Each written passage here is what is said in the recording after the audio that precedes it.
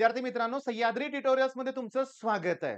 मी अतिशय आतुरतेनं वाट बघत होतो, कधी 12 वाजतायत आणि कधी मी फोन करून मुलांना विचारतोय, की पेपर कसा होता. मी सगळ्यांना विचारत बसलेलो नाहीये. पण जे माझे काही ठराविक स्टुडंट होते, जे एक्स्ट्राऑर्डिनरी आहेत, ज्यांनी चांगला अभ्यास केलेला आहे, अशा मुलांशी बोलूनच मी हा व्हिडिओ तयार करतोय बरं का. क्वेशन कुठले आले होते हे मला विचारू नका. ते मी एनालिसिस तुम्हाला देणार नाहीये. पण मी जे सांगणार आहे ते महत्वाचं आहे. मी फिजिक्स आणि केमिस्ट्री काहीही काळजी करू नका. आपण ज्या मॉक टेस्ट घेतल्यात किंवा जे पी-वाय-क्यूज आहेत, ते आहे तसे रिपीट होतायत. तुम्ही जे प्रश्न केलेत ना, तुम्हाला परीक्षेत अगदी तसेच प्रश्न दिसणार आहेत. काळजी करायची गरजच नाहीये.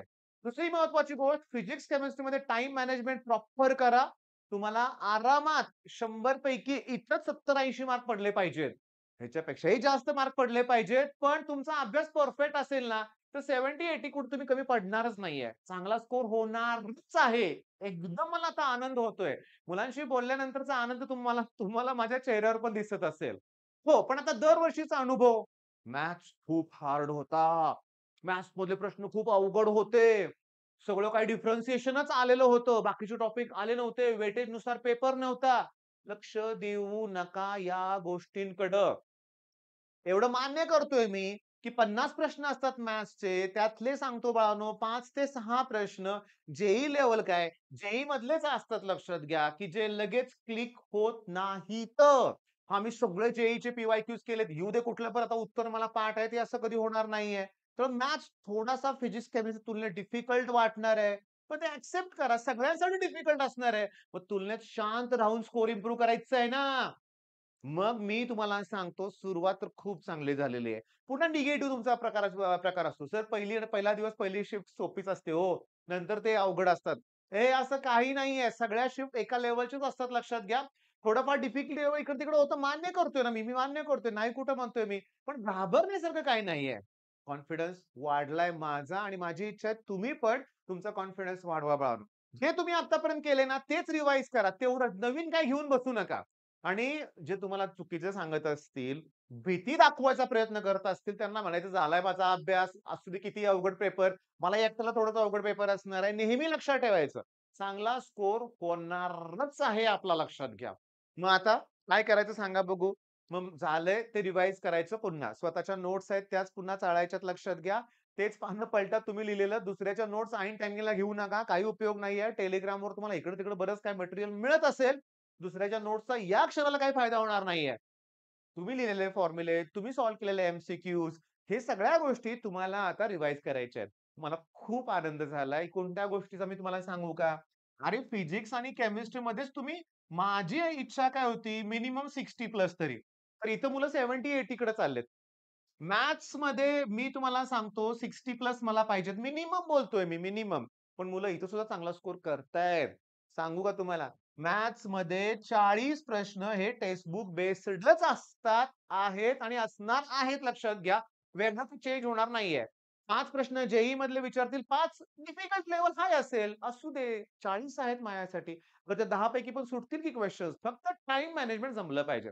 मी तुम्हाला माझं छोटंसं उदाहरण देतो. माझी चूक मी तुम्हाला सांगतोय लक्षात घ्या. खूप इम्पोर्टंट आहे ते सांगणं तुम्हाला. मी इंजिनिअरिंगच्या एक्झाम नंतर मी सांगतो, मी सी-ई-टीच्या एक्झामची तयारी केली. तुम्ही म्हणाल इंजिनिअरिंग नंतर सी-ई-टी? हां, एम-बी-ए. एम-बी-ए सी-ई-टी होती महाराष्ट्रासाठी म्हणूया आपण. कॅट एक्झाम वेगळी असते, हे एम-बी-ए सी-ई-टी वेगळे होते. मी जवळ-जवळ खूप वेळ दिला होता. मी मुंबईला माझ्या काकांच्याकडे राहिलो होतो. खूप अभ्यास केला होता. ज्या कोचिंगला मी जॉइन केलं होतं, तिथं मी वन ऑफ द टॉपर असायचो. स्कोर चांगलाच होता. मॅथ्स इंजिनिअरिंगमध्ये इम्प्रूव्ह झालेलंच होतं. त्यामुळे एक्स्ट्राऑर्डिनरी. पण माझी स्ट्रॅटेजी काय होती माहिती का? त्यावेळेस कुठे YouTube किंवा Google काय होतं. मग क्लासेस जे टेस्ट आमचे कंडक्ट करायचे ना, त्यात मग मॅथ्सचं सेक्शन वेगळा असायचा. ओके. जनरल एबिलिटी टेस्ट ती वेगळी असायची. लक्षात घ्या. मी तुम्हाला सांगू का? काय माहितीये का? असं एक इंग्लिशचा पेपर वेगळा असायचा त्यांचा. जनरल नॉलेज करंट अफेअर्स ते वेगळं असायचं.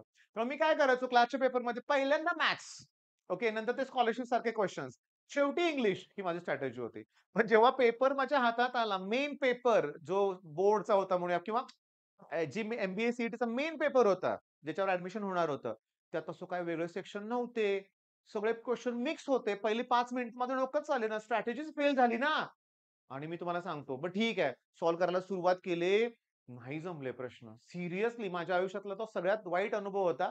तिथून मी शिकलोय ते तुम्हाला आता सांगणार आहे ते. पहिले काही प्रश्न आपल्याला डिमोटिव्हेट करत असतील, तर त्यातून बाहेर यायला जमलं पाहिजे. मला नाही जमलं. आम्ही तणाव निर्माण झाला. आपण एक तेवढं काकांच्याकडे राहिलोय आपण. आता परत घरी गेल्यावर कसं सांगायचं की पेपर अवघड गेला? नको, नको ते मनात विचार यायला लागले आणि यात माझी 45 मिनिटं कुठे गेली ते कळालं नाही. त्यानंतर मी शांत झालो आणि पुढे पट पेपर सुरुवात केली. सॉल्व्ह झाले क्वेशन. 87 पर्यंत समथिंग माझा स्कोर गेला. 120 झाला असतं तर मला चांगलं कॉलेज मिळालं असतं. काय? ब्लँक, हँग होणं, पेपर सोडून देणं हा प्रकार करतात मुलं. नाही करायचं. सुरुवातीला 4-5 प्रश्न अवघड असतील ना, तर असा विचार करायचा तर पुढचे प्रश्न सोपे असणार आहेत आणि त्याच्यावर फोकस ठेवायचा. बरं ठीक आहे, आता मी बोलत राहिलो तर असंच बोलत राहीन. मला एवढं सांगायचं आहे, सगळं चांगलं चाललंय. जबरदस्त रिझल्ट लागणार आहे यावर्षीचा तुम्हाला सांगतो. तुम्ही केलाय ना मनापासून अभ्यास, रिझल्ट लागणारच आहे. नुसत्या गोळ्या मारून लागणार नाही आहे हे लक्षात ठेवा. समजतंय मी तुम्हाला काय सांगतोय ते? मग चांगला अभ्यास करा. All the best.